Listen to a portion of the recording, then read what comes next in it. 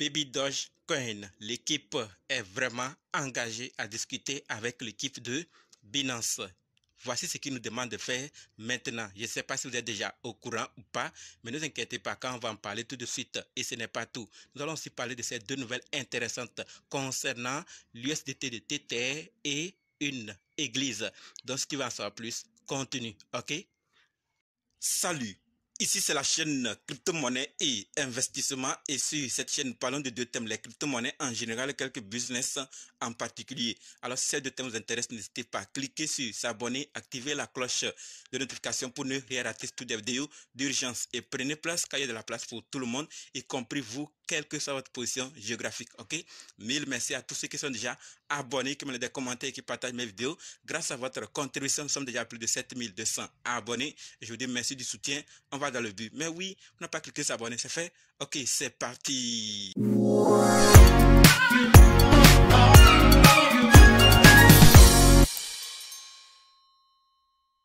On commence avec cette nouvelle intéressante concernant l'USDT de Tether. Et ce que nous devons savoir, c'est que l'USDT de Tether sera lancé sur la blockchain d'Aptos. Super, n'est-ce pas?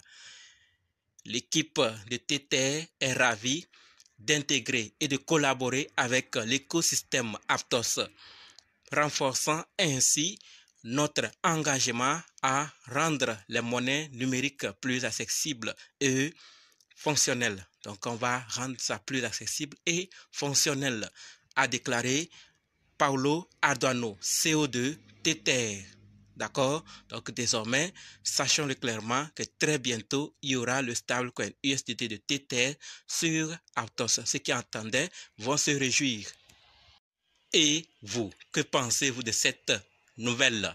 Comme je vous le disais hier, partager de telles informations nous permet à nous tous de savoir ce qui arrive ou ce qui est déjà lancé, afin qu'on puisse prendre ces dispositions par rapport aux échangeurs décentralisés qui sont ajoutés dans des portefeuilles décentralisés ou des échangeurs centralisés qui ont aussi leur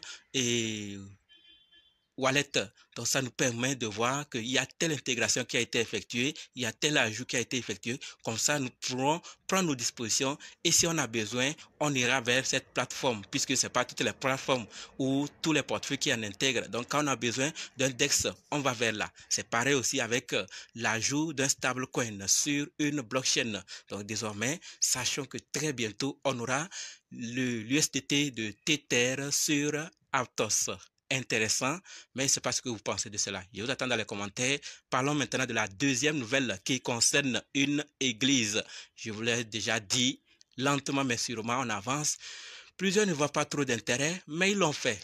Qu'est-ce que les autres voient? Pourquoi ils l'ont fait? Pas trop de détails, mais la nouvelle, c'est que on nous dit clairement au Colorado, un groupe d'églises tokenise une chapelle d'une valeur de 2,5 millions de dollars. Il pourrait s'agir de la première église tokenisée au monde. Bien, vous avez entendu ailleurs. Dans le cas, dites-nous, sinon, c'est la première fois de l'entendre.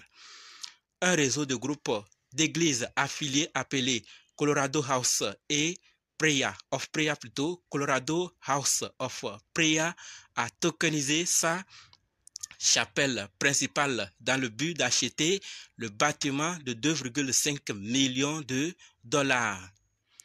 Le pasteur Blake Bush a déclaré avoir été contraint par une puissance supérieure d'utiliser la technologie blockchain comme un outil pour faire avancer la mission du groupe.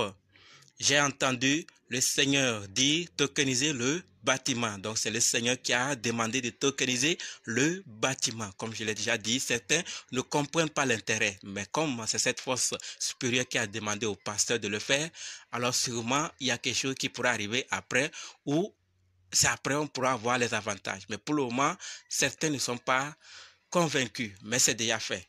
D'accord? Et ils ont donné une des raisons. Peut-être après, il y a d'autres. Mais ce que nous devons savoir, qu'il y a une église qui a été tokenisée. C'est la première fois. Je l'ai déjà demandé. Si vous avez entendu parler ailleurs, dites-nous dans les commentaires. C'est ce que je voulais partager par rapport à cette église. Maintenant que nous sommes informés, terminons avec cette nouvelle concernant Baby Dogecoin. Comme je l'ai dit en introduction, l'équipe est vraiment engagée à discuter avec l'équipe de Baby Doge et de Binance plutôt.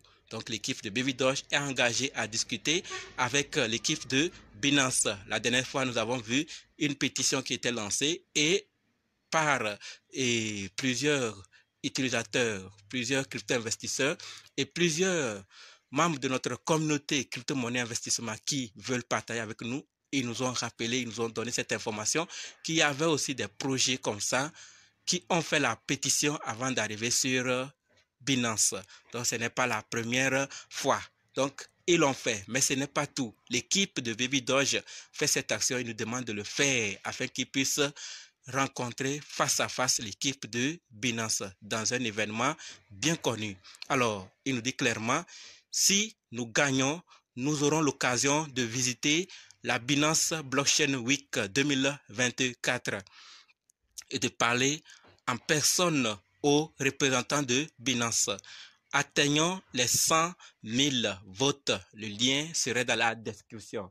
Allez voter massivement pour qu'on puisse en arriver à ce vote. C'est vrai que plusieurs ne sont pas d'accord de ces actions, mais si c'est ce qu'il faut faire pour attirer l'œil, les oreilles ou tout de Binance, on va le faire.